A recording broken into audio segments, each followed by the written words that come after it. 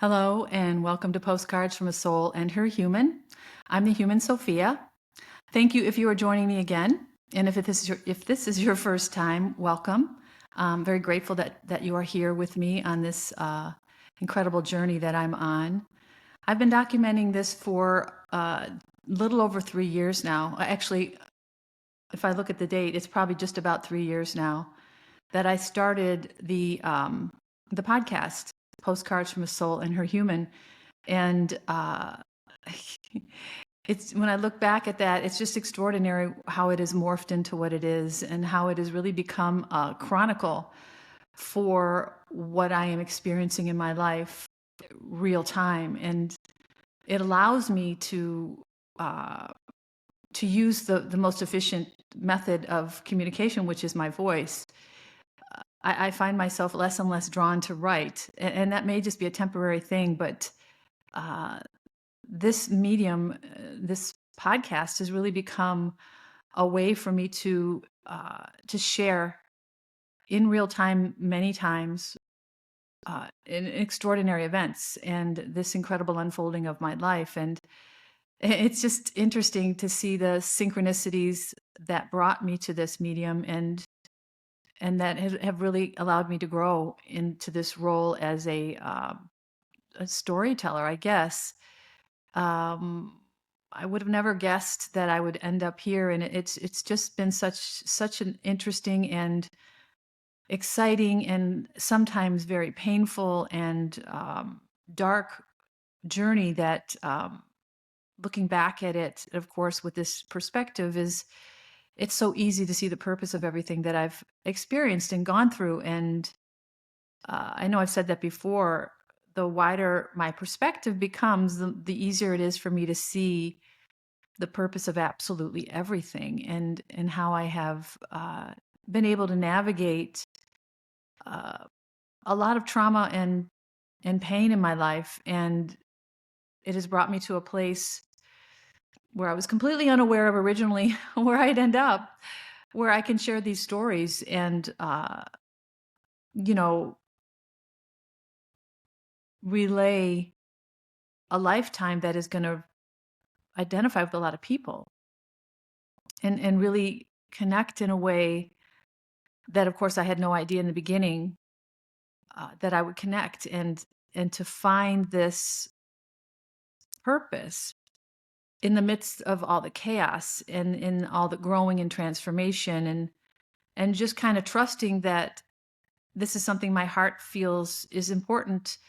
Let's just do it. And basically it's a leap of faith. And I've looked back at my life, especially the last 4 years, and I've taken many of those, and they always are into the unknown. And I think that is the part of it that's so fearful before we ever jump, is we don't know where we're jumping to or how far the fall is going to be. And we get paralyzed in that fear, and we end up staying where we're comfortable, even though where we are comfortable may be quite miserable.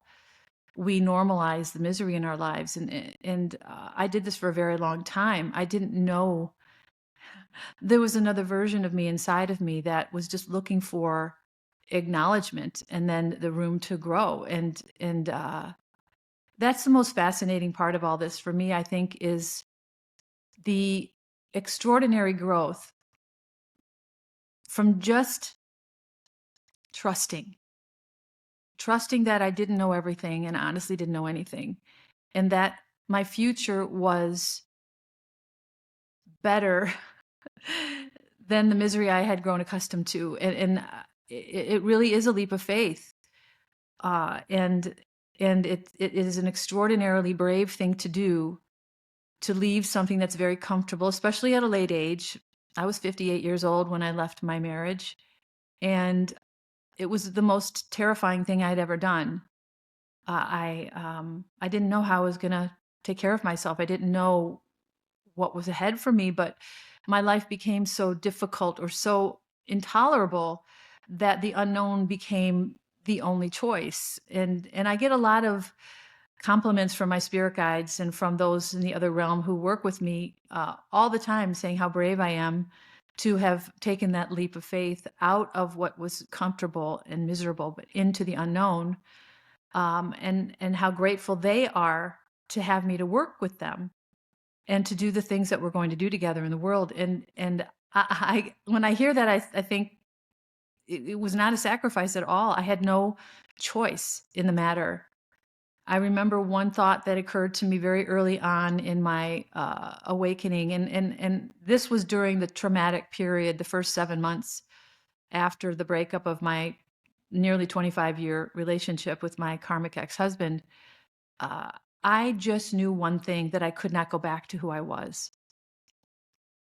That thought alone really drove me over the edge, over the cliff, or the leap into the leap of faith. And I did fall for a while. I fell in the darkness for a while. I didn't know where I was going to land. But this is what the universe wants from us. This is what I learned anyway. They want trust. They want your faith, that you are guided, that you are supported, and you're never going to be left to fall if you have enough faith to take the leap. And it's a trust exercise, is what it is. And honestly, our entire life leads to this trust exercise. We go through so much trauma and pain, and we either internalize it and let it bury us, or we realize that it is teaching us, and we choose to learn the lessons. It really is a choice. And at that point in my life where I ended up in the hospital, I couldn't breathe when I had been divorced 6 months from my ex-husband. We were still living together. He was not planning on leaving. It was an extraordinarily difficult time in my life. I had no time or space to heal. He was very good at going on as business as usual, didn't deal with anything. He was emotionally vacant. He was a narcissist. He was attached to me like a tick, and my energy was his fuel, and he wasn't leaving.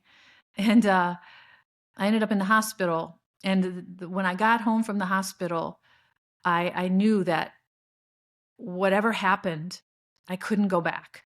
I knew that nothing was worse than what I had gone through. And I think that was of course, that was my rock bottom. And everyone has their rock bottoms, I guess. But I made a choice. Either chase the past, keep trying to go back, hold on to what's familiar, which was, of course, a virtual reality blanket over my head, so I didn't have to deal with my own body, my own trauma, my own pain. And I projected it outward onto the situation.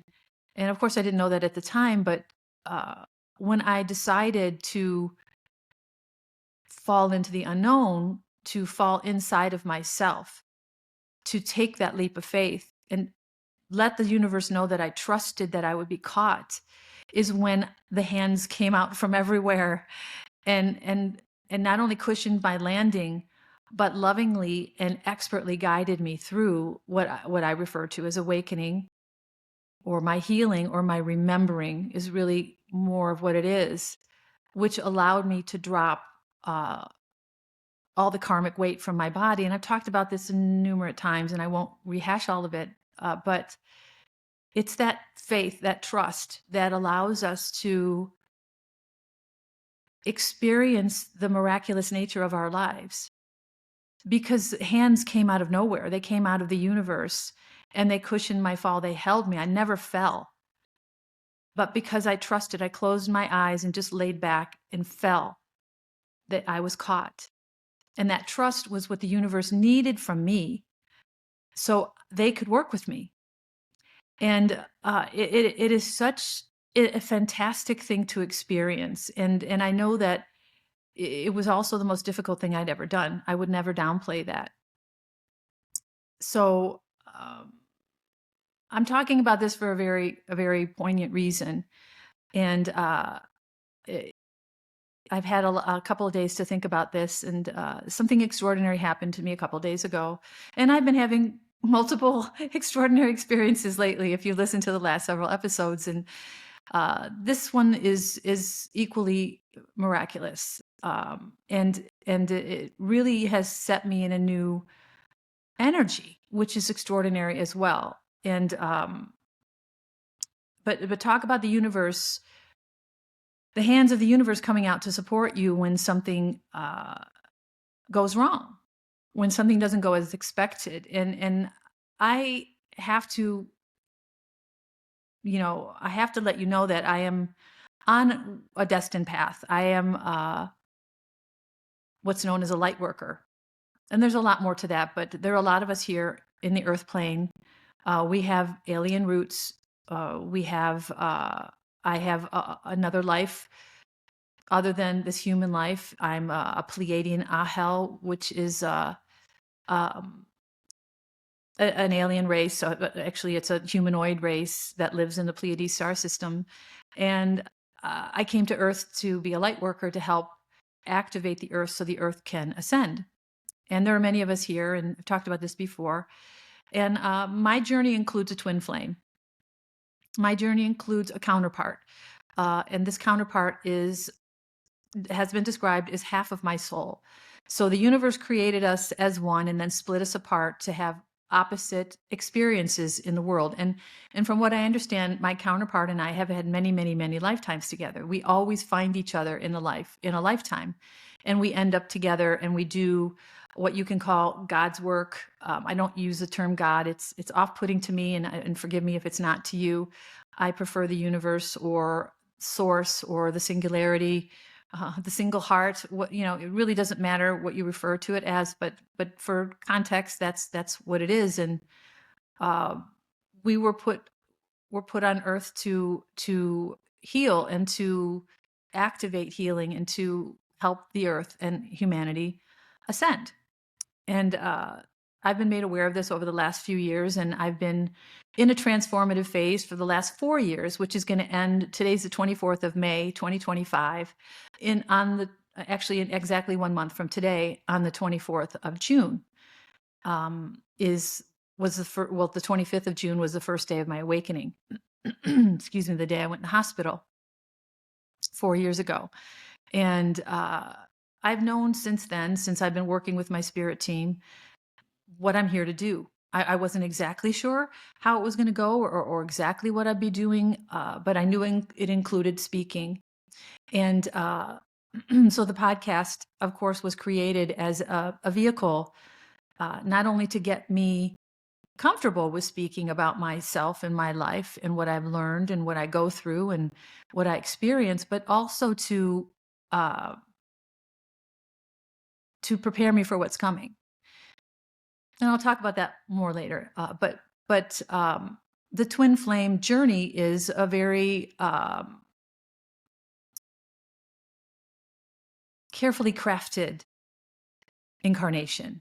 I'll put it that way. We both have karmic lives to live. We are here to heal ancestral pain, ancestral wounds. We are here to overcome trauma, drama, karma. We are here to basically overcome our humanity and to graduate from being a human being, from needing to incarnate again.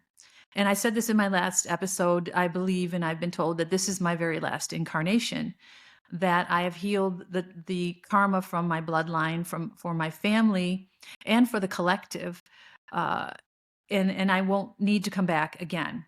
And because that work is done, which then that last 4 years of my life during this isolated transformative phase has been preparing me for, is to go forward into a new earth or a new future and help usher in a golden age of planet Earth.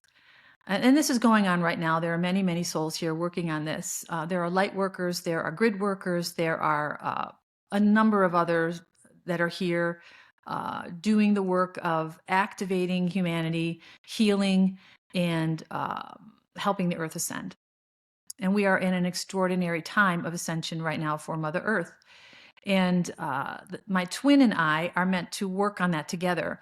And when our souls come together, it amplifies our gifts and our skills. And he is the materialist in the world. I'm the spiritualist. So when we come together, we now have this power couple who has experience in both realms, the spiritual realm and the material realm. And when we come together, we become this extraordinarily powerful light. and what we're here to do gets amplified. So, I mean, that's as simply as I can put it, and I won't go into too much more than that. I don't think I need to make my point. But what I've said before is that when we do come together in the physical world, which is guided completely by our spirit guides and those in the other realms who have an interest in making sure we come together and we do this divine work together, we're guided together, we meet, and then we live our lives naturally, and we're naturally drawn to work or to a career. For me, it's speaking, where we can share our gifts, our gifts of healing and ascension. So, for those of you who are familiar with my podcast, I was destined to meet my twin flame, I thought, last October. And again, it's May 2025, so that was October of 2024. We were supposed to meet at an event that I was speaking at. And it was foretold 3 years before. I had all the synchronicities and that guided me to understand that's where we were meant to meet. Just before the event was to take place, a couple of weeks or a week before, I'm not exactly sure what, about a week before, I think, a hurricane hit Florida and shut everything down. And the company that was running the conference that I was going to speak at decided to cancel the conference. Even though the hurricane had passed through, there was a lot of devastation, and they decided to postpone the event. And I knew intuitively, and I, of course, validated to me that we were, of course, not going to meet at that time. And I wondered why, and I didn't really understand. I just kept my faith that my twin flame and I would come together, and we would ultimately carry out the lifetime we were meant to live together with the impact on the earth plane and humanity that we were meant to have. So I started to receive new messaging. And for those of you who know me, I receive a lot of my guidance through tarot or tarot messages on YouTube. I have a very large team of spirit guides and other beings who are guiding me and who have helped me through this transformative phase to embrace my mission, basically, to overcome my time in the 3D matrix and to transcend that and to become an instrument for divine work. That's basically what we come here to do when we are destined or we have a destiny or a twin flame journey.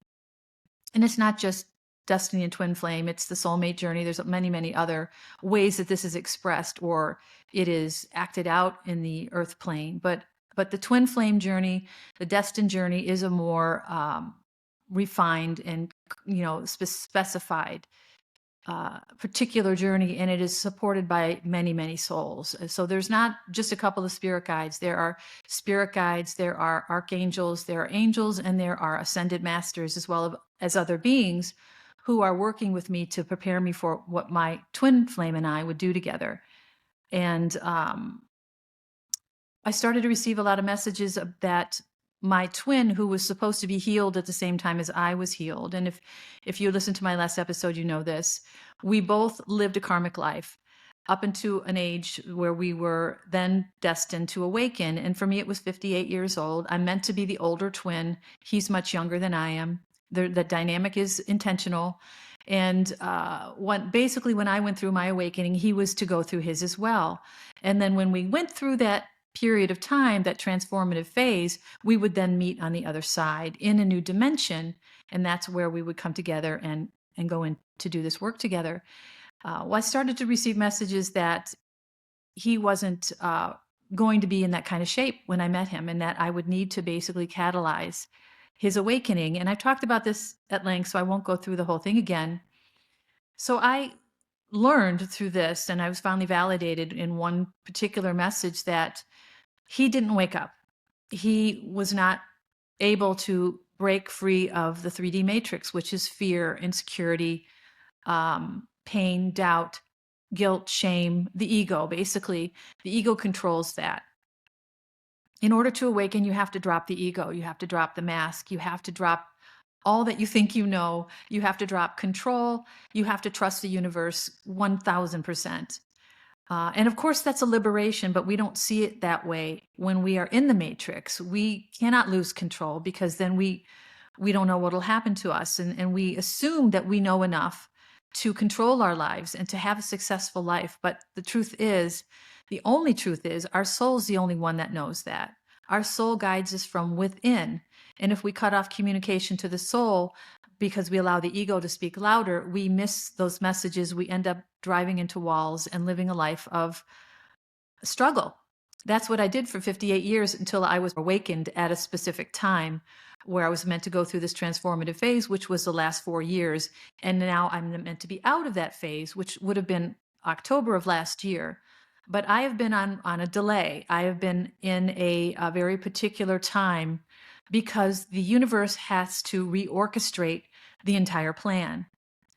Because my twin flame and I are not together at this point. We are not going into the future that was destined for us. And that word destiny is very important here. We had a destined future where we were supposed to give birth to something revolutionary in the world and also do the daily work of healing and ascending, which is what I'm meant to do and what my twin flame, who is a mirror of me, was also meant to do. So since none of that was happening, and I was told very clearly, he did not wake up. We need you to go back into the 3D matrix and to catalyze his awakening. And basically what it was going to be was a meeting for us and possibly a short-term relationship where I was able to transfer energy to him through my eyes and him through me to me through his eyes that would catalyze or awaken dormancies within us and allow us each to fulfill or to utilize all of our gifts that are awakened by each other, dormancies in our DNA. That's how we're designed. We awaken each other. We heal and awaken each other. Since that wasn't going to happen, the universe had to do a reorchestration. I talked about this in the last episode. So that was October, November, December, January, February, March, April, May, 7 months or so. The universe has been working on a contingency plan, a plan B. And this has been made very clear to me that I'm ready, but my counterpart is not ready. So we have to create a new plan where I go back into the 3D matrix. And all that means is that I go meet a man that I was not destined to meet in the real world because we are not aligned energetically. So if you think about two healed twin flames, when they meet, they are aligned. They are vibrating at the same frequency. Therefore, they can live and carry out their mission together. In the condition my twin flame is in, I can't meet him naturally because we are not naturally, or our frequencies are not aligned. So we would not meet naturally in the world. So the universe had to orchestrate a very particular opening or access point in order for that to happen, which happened a few weeks ago or 4 or 5 weeks ago at this point. And I did an episode about that as well, where I witnessed and I was a part of the energetic connection between myself and my twin flame to allow us to meet in the physical world. So I've been waiting for this to happen. And while I'm waiting for this to happen, I'm getting new messages about this contingency plan. And this contingency plan includes a soulmate. And this is a person who was never intended to come into the picture. This is someone who is coming into my world to support me during this next phase of my journey because my twin flame is not going to be available. He did not awaken. So that was the plan. So I'm waiting for the call to go meet my twin flame somewhere in the world and to have this catalytic exchange of energy with him and then get out of the 3D matrix, which is a lower vibrating relationship. I can't stay in connection with him too long because he vibrates at a lower frequency. The longer I stay, the more my vibration lowers. That's why I have to be in connections that are vibrant. I can't be in a low vibrating connection anymore. I've worked too hard to create this vibrancy in my body, this higher vibrating frequency that supports my explosive intuition and all the spiritual gifts that are coming to me. That's why it's referred to going back to the matrix, not because I'm going back to a place that doesn't exist, where I am. It is just it's an energetic reality. It's a different dimension. When you understand how dimensionality works, it is not a different place. It is a different frequency. Therefore, it's a different experience, and the connections are different. Everything's different. So I'm now living a different frequency or a different dimension, and where he is a lower frequency dimension where I came from when I was 58 years old, 4 years ago. So all of this was meant to happen. The energetic access point was created a few weeks ago, 4 weeks ago, maybe at this point. And I was just waiting for this meeting, and I received a message just 2 days ago. And this is extraordinary the way spirit works with me. And I'm sure this is not just me. So some of you watching may resonate with this if you have a relationship with your spirit guides. And to be clear, we all have spirit guides. It's just whether or not we're tuned into them. So I received a reading 2 nights ago, and I've been beginning very, very, very many readings about my mission coming up and what I'm meant to be doing and how to prepare for it and who's coming into my world, which I'll talk about later.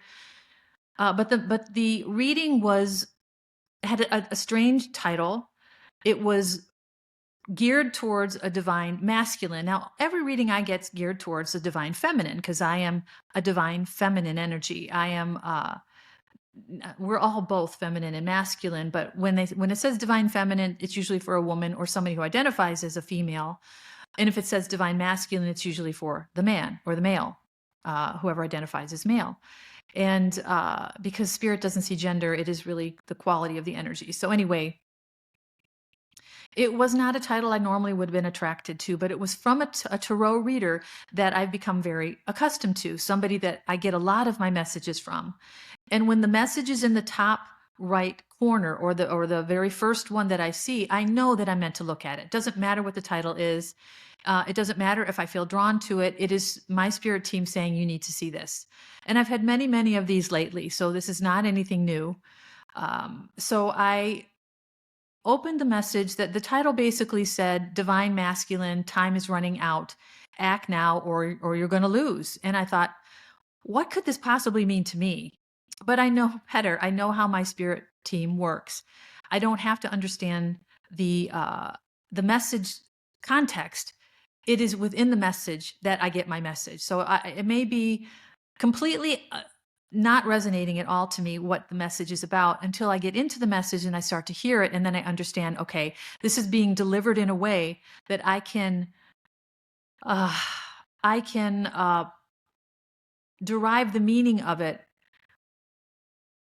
which is a very unique way to deliver a message. So, but I knew because my intuition is so, I don't want to keep saying powerful. It's so cued in. It really is my only form of guidance is my intuition. Of course, the messages, which are clear, full sentences and paragraphs delivered by a talented channeler. So I can hear explicit information without having to guess or decipher symbols or synchronicities. So I get very clear, direct guidance this way. But the message was clearly for a masculine or a man. But I just listened because I knew there was something for me here. And in the beginning of the messages, this young woman, she's so talented and she's funny and she's irreverent. So she's become a favorite of mine, which because of that, my spirit team uses her a lot, although they use many others as well. She started to say that, hey, you, a divine masculine, whoever you are, you're about to lose your divine feminine if you don't get off your ass. Basically is what she said. She said, you have been hemming and hawing, you have been biding your time, you've been waiting, and you have been given all the signs and signals, and you're still choosing to stay where you are. You're not choosing to answer a divine call and to go into your divine destiny. And I knew right away what the message was telling me or who the message was about. It was about my divine counterpart, my twin flame. He was receiving a message that he will never hear.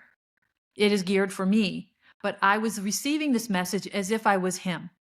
So I would be spoken to very clearly about the state of my twin flame and what I can expect. And basically the reading went on about 27, 28 minutes. And the reader just expressed over and over about how you have free will. You are a human being and you have free will. The one rule that the universe has in the earth plane is that humanity has free will and that the divine has to respect that. So they can't force us to do anything. So they worked very carefully with me to not only ensure that I went through a transformation, but that I felt so comfortable with what was coming for me. And they took a lot of time and compassion with me to do this, that I would readily and with my free will dedicate the rest of my life to this calling, this mission, this divine work. And it's not something they can force on you. So they're very aware of that. So what they've been doing, and what I gathered from this very clearly from this reading, is they've been trying very hard to get my twin flame to wake up enough to at least have this catalytic meeting with me. And what they said, what this young lady said in the reading is, we've been sending you message after message, synchronicity after synchronicity. You know who she is. You know that you love her. All you have to do is get off your ass. But if you don't get off your ass right now, you're going to lose her, because there's a soulmate coming into her life who is going to sweep her off her feet, and you're going to lose her for the rest of this lifetime. And I knew there was already a soulmate coming. I didn't understand really the whole purpose of the soulmate. I knew that this person was meant to come into my life to support me in this next phase. That's how it was worded. But I didn't really look at it as anything else. I just figured, okay, my divine counterpart isn't available. I need the divine masculine. It's a twofer. It is not something I'm meant to do on my own. And if you understand us from a divine perspective, the divine feminine needs a divine masculine, so they are not they work together. This is two is better than one. It is, I certainly could do this on my own, but I'm meant to have a partner. So because my partner's not available, I was to get a soulmate who is somebody that I've had lifetimes before with, somebody I know at a soul level, I've never met in this lifetime, is coming into my life to support me during this next phase, is how it was worded. Now I'm hearing that this soulmate is basically going to take me in a different direction romantically, as well as a partner in my life. And if he lets me go, then he's going to lose me for the rest of this lifetime, that our destiny will not be played out. And that we've asked you over and over and over to answer the call, and you have over and over and over refused. So if you look back at the last 4 years, when I started my awakening journey back in 2021, June 25th, 2021 is when I went into my awakening. I've been divorced for 6 months from my karmic soulmate. In 2020, I divorced him, or we divorced each other. It was agreeable. It was not, it was the strangest situation. But anyway, I went through my awakening starting then, 4 years ago. That's when he was supposed to start. So this is how long our spirit guides, we have the same team, have been working with him. And you have to look at it this way. I have had a relationship with the higher self of my counterpart for more than 3 years now. I've talked about him at length through the episodes. He has been very near and dear to me. He has anchored our connection in my heart. He has sent me love songs. He has fluttered my heart. He has always shown me that he's here. But you have to understand, I was having a romantic relationship with a disembodied higher self of a man who is living his life on earth. So the show Love is Blind has been something that I've been so drawn to for the last several months. And it's really kind of all I watch these days, besides rom-coms, which, I'm in a higher vibrating energy. I can't be exposed to drama or trauma or even scary movies anymore. Anything that lowers this vibration or causes me to close down is not good for me. So I'm not drawn to watch anything else. But Love is Blind is kind of our story.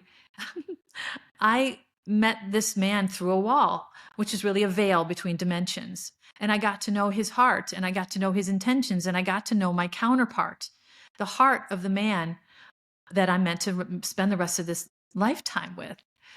But that doesn't mean that when we meet in person, that resonation is going to be there, that the man that carries that heart has full access to it. And in my case, he does not. So I knew when I was going to meet my counterpart in this incredible catalytic contingency plan meeting, that he wasn't going to be the man that I fell in love with, that he was going to be a low vibrating, ego-driven, fear-based human who is still stuck in the 3D matrix. And I was just to be a catalytic energy for him to receive an awakening from my soul to his, which again, we're the same soul. So once we were to meet, and I don't know if we would have had much of a relationship, maybe one or two or three or four interactions, I don't know how many, before I either drew away from him because of his behavior, or he drew away from me because he didn't click with me, which of course we don't resonate. So of course that would happen. But I was meant to stay as long as it took. That's why it was referred to as going back into the matrix, because I was going to be in a connection that was not good for me. But I was doing it for the greater good of our connection, to awaken this person, the human being carrying this benevolent heart, so he can join me in the physical world, which is what we're meant to do. So once we were to meet, and he had this catalytic activation from my energy, from my soul to his, I was going away. I was going away out of the 3D matrix, and I was going to live my life. I was going to meet this soulmate, and I was going to have support, a partner, during the beginning of my active phase as a servant of the divine. I can't wait for him to wake up, because I was told it would take up to 3 years. So I'm not going to have my counterpart for 3 years, is what I was basically told. So I'm going into this other direction. I have this new partner who is going to support me. I didn't know much more than that. I'm being relocated to a new location. All these things are happening. I'm going to receive opportunities to expand my work, my platform. I'm receiving new spiritual gifts that are expanding my spiritual abilities, which are going to be used in my work. I'll talk about that later. I have to go on without him. I can't wait any longer. So that was the plan. And for the last 7 months, I've been kind of waiting, or not 7, well, since I've heard that we're going to have this catalytic meeting, I've been waiting for it to happen. I even said out loud a few days ago, I said, is he coming? What's taking so long? And I received a message 2 nights ago that was designed or directed at him. And again, the message basically said, we've tried to wake you up over and over and over again. 4 years ago, it started when I went into my awakening. And back in October, when we didn't meet, they've been working on him because he didn't awaken. That's why we didn't have our meeting. So they've been working on him ever since, to get him to the point where he can at least have this catalytic meeting with me. And this message 2 nights ago very clearly said, the candle is burned all the way down. The wax is completely gone. If you don't act right now. And the reader said, she said to Spirit, how long does he have? And she said, 2 to 4 weeks. That's how long you have to get off your ass and to answer the divine call and go into this divine connection with me. Now, mind you, even if he does do that, it's just the catalytic meeting. It's still 3 or 4 years before we could come together. But I agreed to do this because I'm half of this dynamic duo. What else am I going to do? I thought I had to wait. So I agreed to the catalytic meeting. Now the catalytic meeting, I understand, is not going to happen. So what I was told basically through a message to my divine masculine that he will never hear was that he's not coming. And the message basically told me, telling him, we've tried to wake you up, but you've blocked your intuition, you blocked your spirit team, and you blocked the synchronicities and everything that we're sending you. So he, the man that holds the heart of this divine counterpart that I fell in love with from another dimension, is refusing to acknowledge what is right in front of him. He is refusing to answer the call, is how it was put. And it was put to him, to me, saying, you're refusing to answer the call. This opportunity is going to pass very soon. As soon as this new soulmate comes in, they are going to sweep her off her feet, and she's going to go in another direction, and you're going to lose her for the rest of this lifetime. And I knew as soon as I heard that he would never hear that message, because he has blocked out his spirit team. So he's not looking for readings. He's not looking for intuitive guidance to draw him into this connection with me. And that was made very clear because I received the message that would have been for him. Why did I receive it? Because he would never see it. He's not looking for the guidance. He's blocked it out. So my divine masculine, my twin flame, my divine counterpart, the man I was supposed to go into union with last October, has been unable to answer the call. And I'm going to say unable. Spirit put it as unwilling, because free will, of course, is an important element of this, as I explained. I went through the 3D matrix. I was trapped with my karmic soulmate for 9 years longer than 9 years. I knew that there was something wrong, and it took me that long to break from him. And Spirit had to basically knock me on my ass in order to do it. So I imagine they have done this with him as well, but he has not gone into his awakening. For me, it took one hit on the head. I ended up in the hospital. I said, I give up. I surrender. I trust you. Please help me. It's basically how it happened. So I was told in this reading 2 nights ago that he's not coming. And I knew that I had a choice.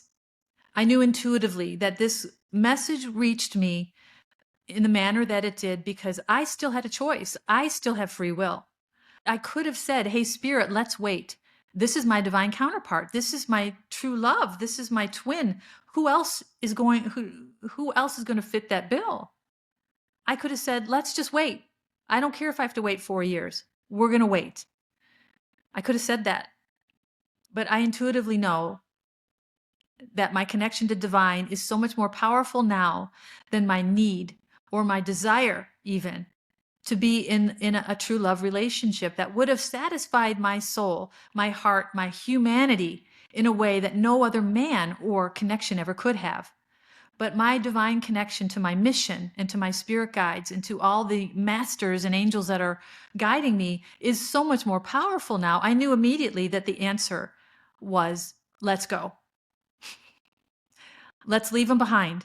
If he can't answer the call, and I say can't, they say won't. They're much more stern than I am because I went through it. I know how difficult it is to break free from the fear. And that's what he's trapped within, is the fear. He's in a connection with a karmic soulmate, as I was, and he is unable to break free from it. He's unable to break through the fear, the insecurity, the muck of the 3D matrix. And from what I was told, he knows exactly who I am. They have shown me to him over and over again, and that he loves me. It's an instantaneous love. You have to understand, when you're a twin, it doesn't matter what we look like. It doesn't matter the age. It is an energetic frequency that draws us together like a magnet, and it's explosive. We love each other. There's no human or third density or earthbound reason why that would not happen. It doesn't matter what we look like.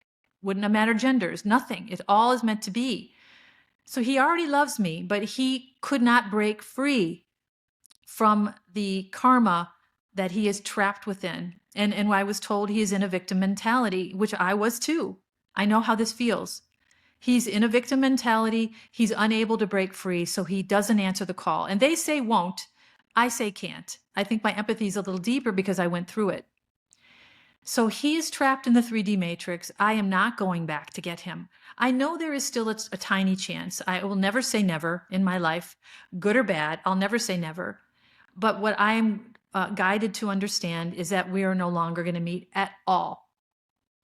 That I am a divine feminine who is now on her own.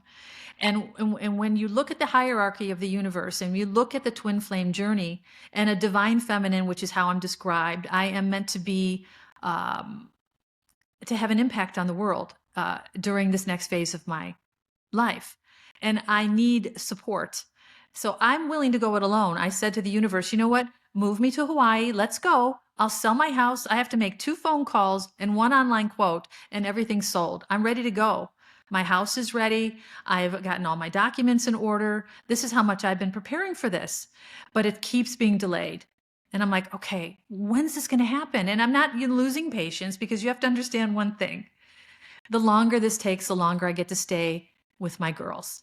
I see my babies, my daughter and my granddaughter, almost on a daily basis. They are my whole world right now. I have no other life here except for them. I have no connections. I have no relationships. I don't talk to anyone on the phone. I don't meet anyone for coffee. I don't have any hobbies. I don't go anywhere on a regular basis. I am living my life on the head of a pin. And the only brilliance in my world, in this darkened 3D matrix that I no longer belong, are my girls. So whenever I lose patience, I just think of my girls and I'm like, whoop, there's my levity. I'm crashed back down to the ground and I'm grounded again in my patience, because when I go, I have to leave my girls. Do I believe they're going to come with me eventually? Yes, I do, but that's another story. So I'm being as patient as I possibly can be. And but now I know, and I said out loud that 2 nights ago, I said, let's move on without him. If he can't come, he can't come. We have work to do. I'm here for expressed purpose. I incarnated this one last time for this reason. So let's just go. Send me the soulmate. Let's do this. But what I didn't understand really until then, well, honestly, until the last few weeks, is that this soulmate is meant to be more than just a support for me. He is meant to be my true love, because I won't have the true love of my counterpart. This is the next best thing. And I can say to myself, if I want to go into that narration that, well, I lost my true love and I'll never love anyone the way I would love him, I could certainly say that. It's actually true. But when I go from what I experienced in the 3D matrix and the relationships, especially the karmic 25-year run I had with my ex-husband, this is going to be the love of my life. This man is open, he's clear, he's healed, he's activated, he has a connection to source, his higher self. He is on a divine path. And he was chosen especially for me. And the way this worked, and I'll share this with you, this is extraordinary. And I learned this over the last couple of nights, because once I said out loud, let's go on without him, I received a reading last night that said, Divine Feminine, you have made a decision that has shifted everything. The delays are now over. Full speed ahead. And I knew what it was. I let go of the potential. And you have to understand, if you're thinking of me as, I can't believe you're going to leave your twin flame behind. I mean, the man needs help. Fine, you can think that. I did for a moment. But you have to understand something. You cannot love someone for their potential. This is one of the biggest lessons I had to learn when I had to let go of my karmic ex-husband. I could see him at a soul level. This is one of my gifts. I can see people at a soul level. I knew what a loving, benevolent, powerful, ancient soul he was. But he was unable to access that. He was unable to awaken too. He's another divine masculine who was meant to awaken, who could not awaken. He's still not. If I would have stayed in that connection, I would have sacrificed my soul to help him see what only I could see in him, which was his potential. He is also an ancient soul. He's also carried a lot of karma into this lifetime, my karmic ex-husband, to heal and to overcome. I was told, he brought too much in. He could not overcome it. He couldn't transmute it. And therefore, he's trapped within it, the same way my counterpart is. So I just came from a 25-year connection with a divine masculine who could not reach his potential. Not because he didn't have it in him, but because he couldn't access it. It's not his fault. I don't blame him. That is where he is. I cannot heal him. I can't save him. I can't do anything. And I had to let that go.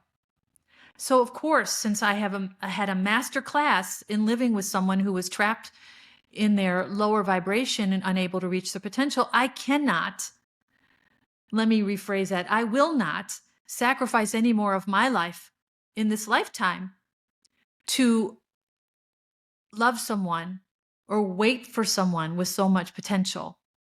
I have no choice but to let him go. So I want you to understand the context of my decision. It's not just I'm on a divine mission, which of course is 99% of it, but I've gone through this already.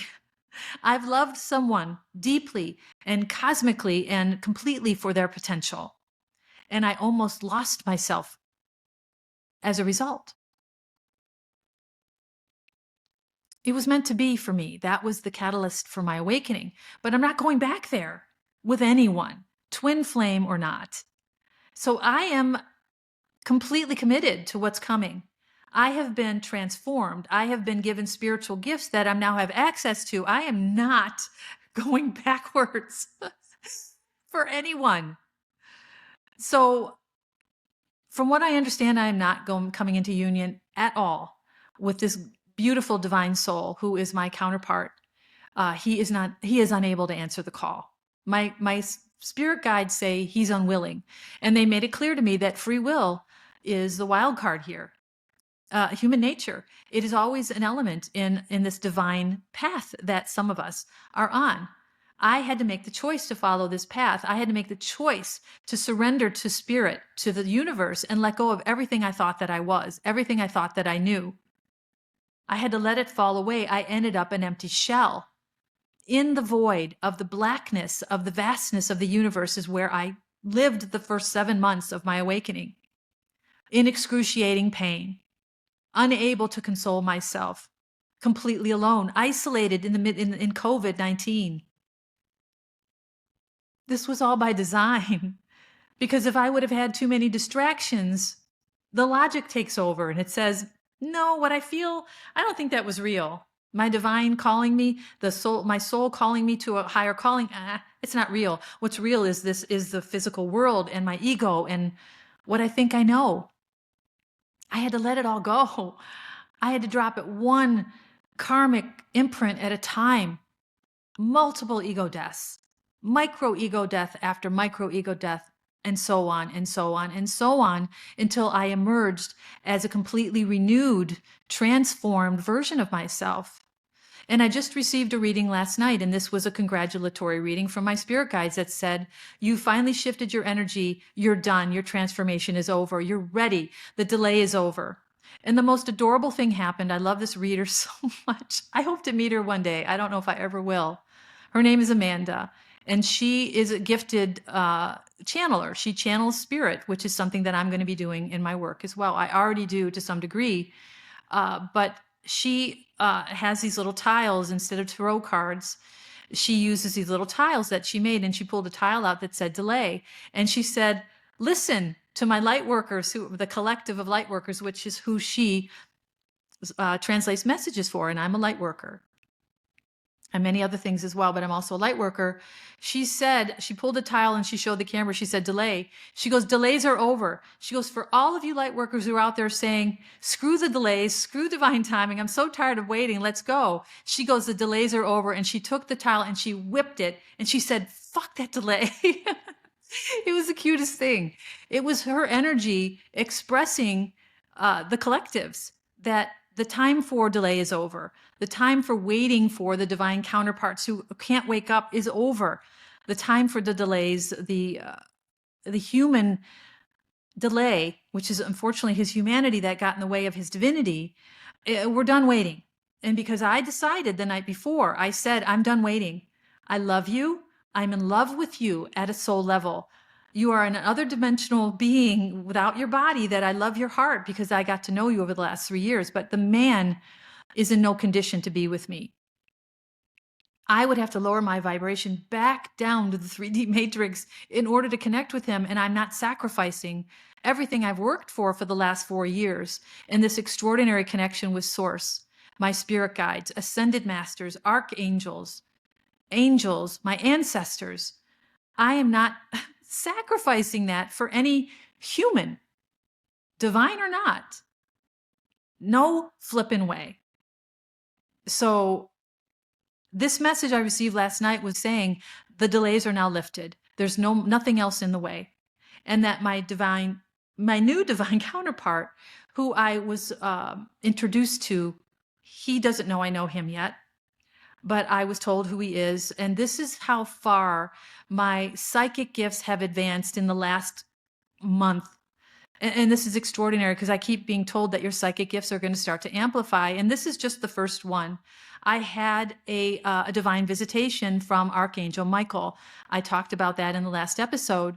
And I understand now I was incorrect in assuming that he was in my consciousness because I couldn't see him in front of me. When I closed my eyes, he was still there. The image of him or the apparition of him was still there. What I now understand, and which was clarified to me, I saw him with my third eye.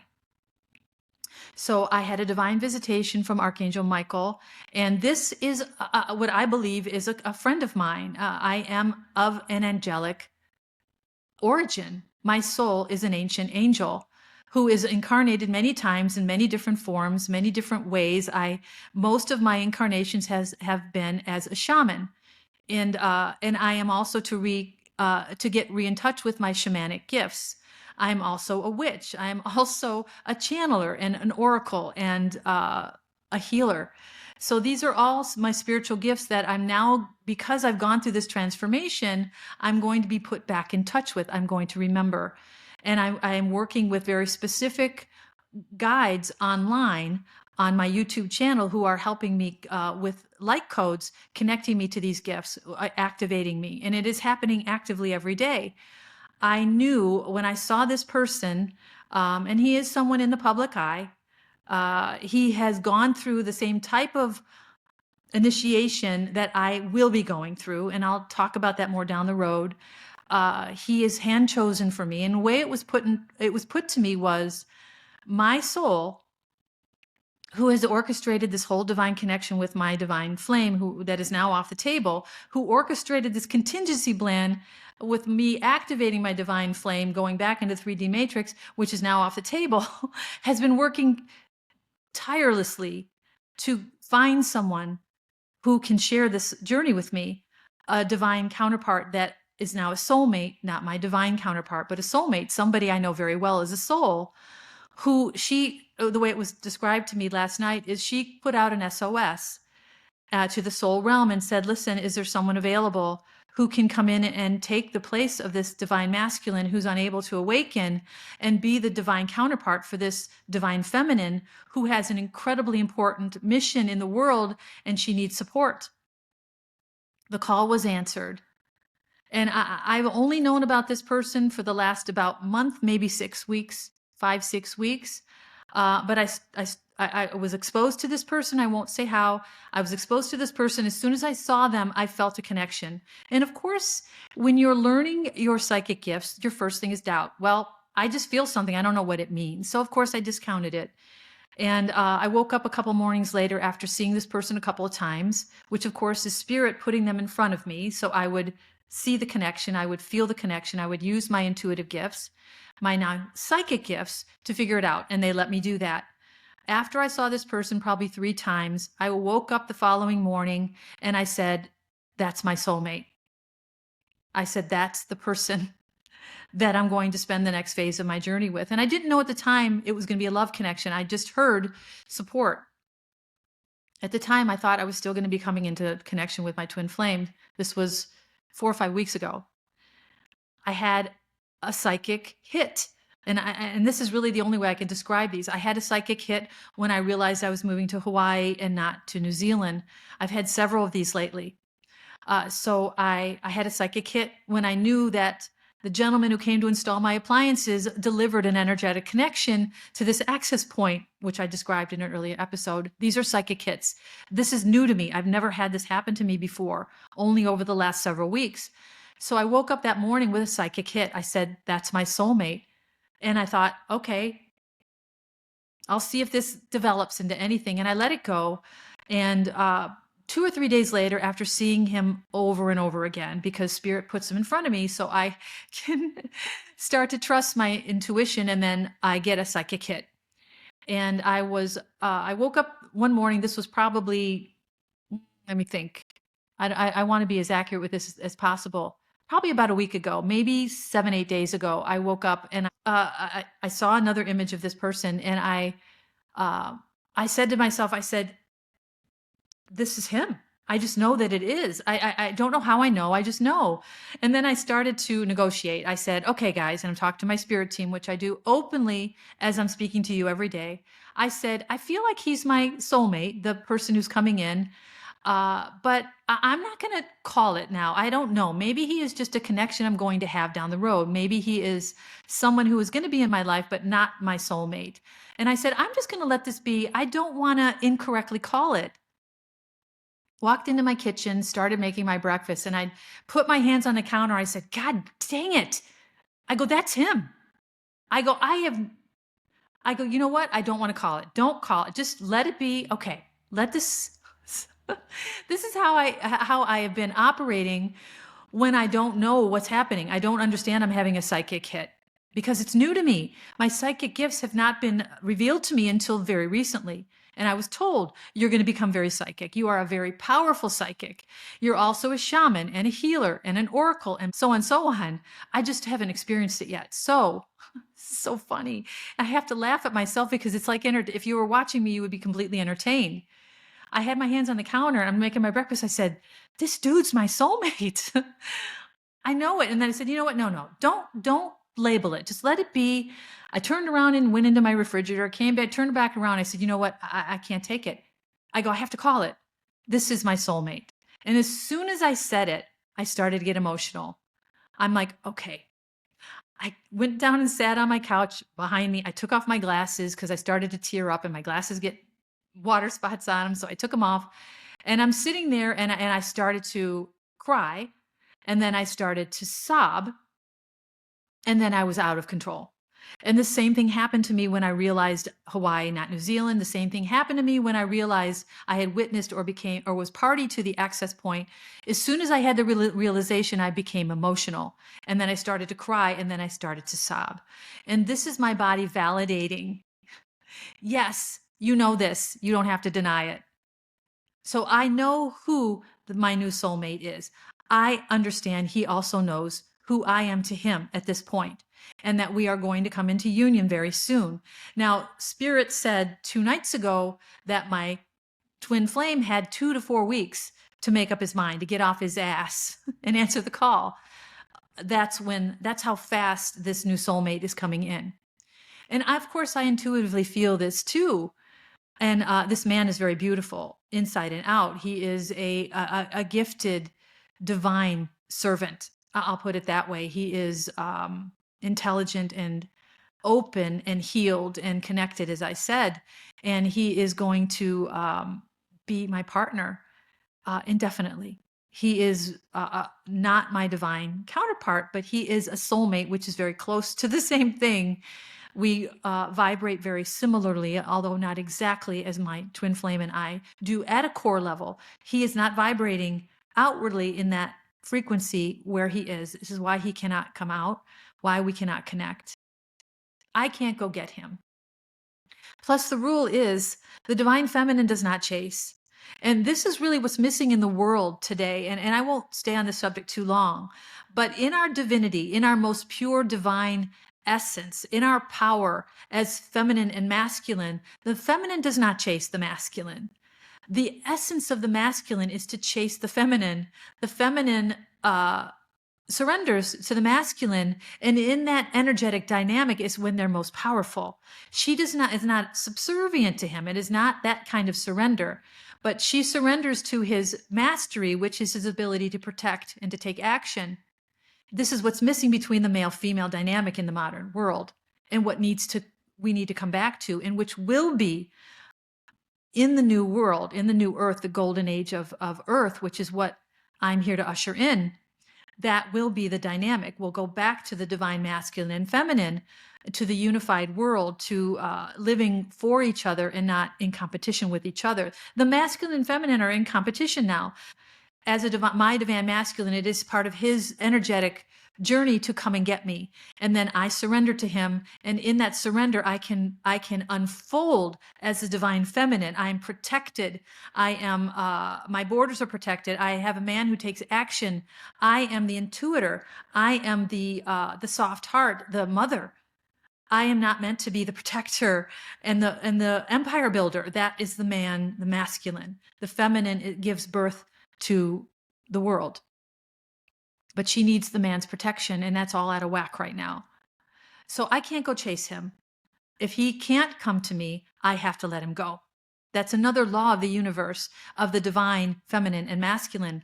I'm not going to be an insecure 62-year-old woman and go chase the man who's supposed to be meant for me, because I need that. I don't need that. I have everything I need right here. What I am being blessed with, and I think I will call this episode Lost Twin and the Angel's Gift, because I work very closely with the angelic realm. My soul has an angelic origin. So I believe, and this might be a little naive for me to say as a human, that I have a very close connection with the angels. Of course I do. I know that. I don't have to doubt that. That's why I had a visitation from an angelic friend. and why I was told several times that I work with the angelic realm, because I am also of angelic roots. So a way this was put to me is my soul put an SOS out into the universe, and the angelic realm answered, and that this soulmate is a blessing or a gift from the angels. And that's how it was put to me. So this soulmate, who I know who he is, I cannot go get him. It is his job to come and get me. This is the divine dynamic. So I don't reach out to him. I don't do all the things that a desperate woman would do in the world to make sure the man she wants knows she's there. I don't have to do any of that. This is the divine feminine energy. I align with what's meant for me, and I draw it in. I don't go chase anything. I don't chase wealth. I don't chase success. I don't chase opportunity. I don't chase satisfaction. I don't chase love. I align with the energetic frequency. And this is why this frequency has to be so protected. And then I draw it all in. That is the way this works. That is the way of the 5D. That is the way of the new world. And I've talked about this before. Effort is a barrier to alignment. It's as simple as that. You have to fall back into your energetic core. You have to align with your energetic core, your soul's core frequency. How do you do that? I've said this innumerable times. I'll keep saying it because this is the message that needs to be shared, by stopping and letting go. And that's as simple as I can put it. Yes, there are a lot of steps there. You have to pause. You have to spend time alone. You have to investigate your interior. You have to look at all of the things that you bury in your body, in your heart, in your gut, the trauma, the imprints, the pain, the disillusionment. The 3D matrix is an illusion. It's an illusionary training ground. It doesn't exist. Only in our minds, because we are wired to believe that we are trapped. We are wired to believe we're victims. We are wired to believe we don't have control. We are wired to believe we are controlled. None of that is true. But you don't get to see that perspective until your third eye opens. And your third eye can't open if your body is full of debris, if your heart is blocked, if your intuition is closed. There's no access. It's very simple. When you look at it, the answer is very clear. Heal yourself, and do that in solitude. Do that with intention. Do that in nature. Mother Nature is our mother. She is our energetic mother. We are a naturally occurring organism on Earth, the same as the trees and the plants and the insects and the animals. We are a naturally occurring organism. We don't see that because we have legs and we're not planted in the ground. So we assume we're separate from it. We assume we're separate from the universe because we are in this sentient form. It's all an illusion. We are all connected. And while we're here in this sentient form, Mother Earth is our mother, Mother Earth. She's not called Sister Earth or Friend Earth or Good Buddy Earth. She is our mother. If we don't understand that connection, we suffer our entire lives. Our health suffers, our energy suffers, our gifts are never realized. I didn't know until very recently that I was a shaman in many, many other lifetimes. I'm a master shaman. I'm also a witch. I'm not flying around on a broom. I am an earth witch. I am in tune to the ways of the earth. I understand the earth dynamic with the human body. That is my gift. And my other gifts and spiritual abilities are being awakened now because I have transformed the body. I have cleared the temple. So now I can worship from it. Again, this body is not just a vehicle. It is a temple. It is a highly sensitive sensory system. And it is absolutely respondent or responsive to what we give it or what we feed it. So the brain, in a negative energy or the lower vibrations, closes the body down. The body begins to deteriorate And this is why we age as well. This is something I just was exposed to very recently. Age is not a given. We don't have to age out and die. We are programmed to do that because we feel that aging is a natural progression of the human body. And of course, we're going to age and die. It's not true. It's part of the illusion. I was told that I'm going to receive a light body, a crystalline light body that is going to be more resilient, that is going to be more ageless. It's all part of the divine path that I'm on. Aging is not a given. Dying at what we perceive to be an old age even is not a given.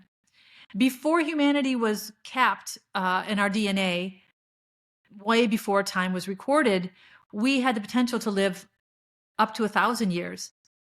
The gods lived thousands of years. They ruled. If you look at the templates in the ancient temples across the world, in these sacred places, the gods ruled for thousands of years. They were humanoid. They knew the secrets of longevity because they weren't trapped in a matrix.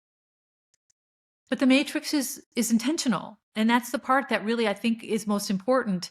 You came here to go through the matrix. This was your choice. You not only chose to be in this labyrinth of darkness, you chose exactly the scary monsters that you would encounter. Once you gain this perspective, you see the purpose in all of it, and you start to ascend. And then your soul blows air under your wings, and then you start to take flight. And I'm at the point in my lifetime, in this last incarnation, where I'm about to take off.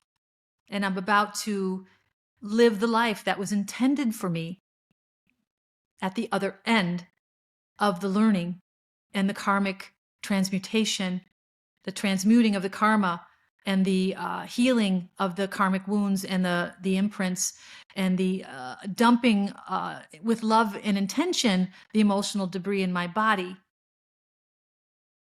I have earned the right now to live as an ascended being while I'm still in a human form.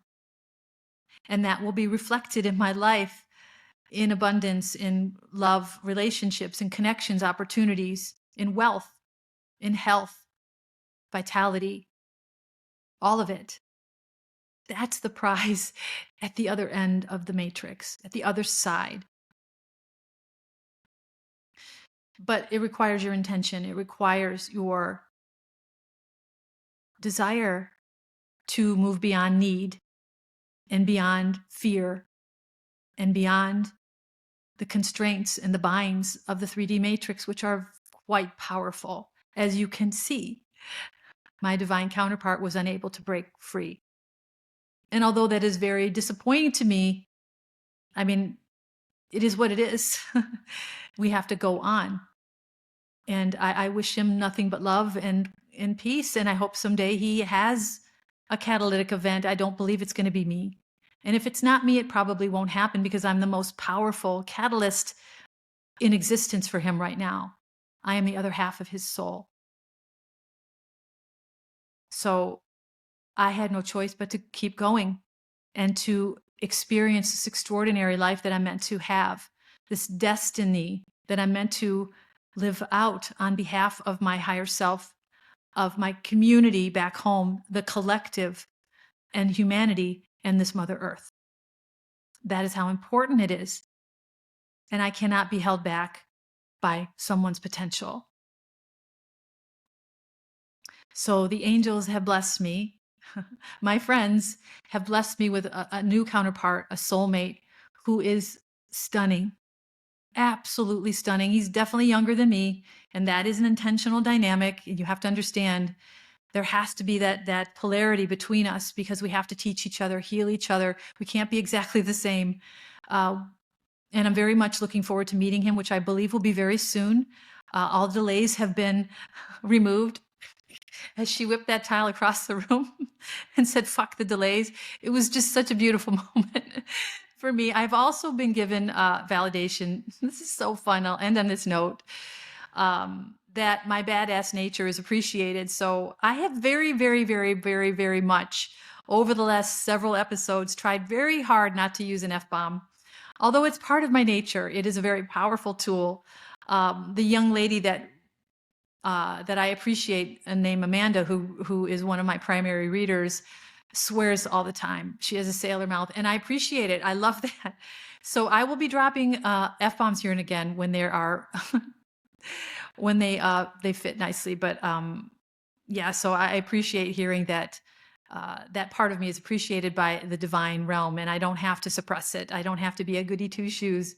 I'm a human being. I have my own personality. It's not to be repressed in all this. So the fact that I'm a badass angel is really kind of all I need to know, and I appreciate that so much. I'll tell you more as this unfolds. I wanted to update you on this incredible twin flame journey and this extraordinary divine path that I'm on. And I appreciate you sharing this with me, and I hope to see you again down the road. So thank you.